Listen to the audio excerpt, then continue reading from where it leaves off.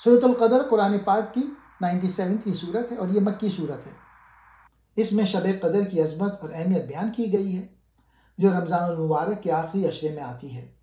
ये वो रात है जिसमें कुरान मजीद नाजिल हुआ और इस रात की इबादत को 1000 महीनों की इबादत से बेहतर करार दिया गया है। बेशक हमने इसे शब क़दर में नाजिल किया। अल्लाह ताला फरमाते हैं कि कुरान मजीद को शब क़दर में नाजिल किया गया। शब क़दर को ये अज़मत और बरकत कुरान के नज़ूल की वजह से मिली। और आपको क्या मालूम कि शब क़दर क्या है? अल्लाह ताला इस आयत में शब क़दर की अज़मत और अहमियत को वाज़ेह कर रहे हैं कि यह रात कितनी अजीम है। शब क़दर 1000 महीनों से बेहतर है।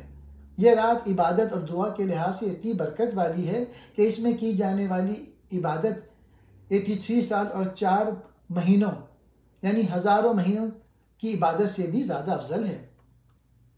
यह अल्लाह ताला का अपने बंदों पर अजीम इनाम है कि वो सिर्फ एक रात की इबादत से इतना बड़ा अजर अता करते हैं। इसमें फरिश्ते और रूह हज़रत जिब्राईल अलैहिस्सलाम अपने रब के हुक्म से हर काम के लिए उतरते हैं। इस बाबरकत रात में बेशुमार फरिश्ते ज़मीन पर उतरते हैं और अल्लाह के बंदों के लिए दुआ करते हैं। फरिश्तों के साथ हज़रत जिब्राईल अलैहिस्सलाम भी इस रात में खुसूसी तौर पर उतरते हैं। यह रात सरासर सलामती की रात है तुलुए फजर तक। शब क़दर तुलुए फजर तक सलामती, बरकत और रहमत से भरी रहती है। इस रात में हर तरफ सुकून, सलामती और अल्लाह की रहमत नाजिल होती है।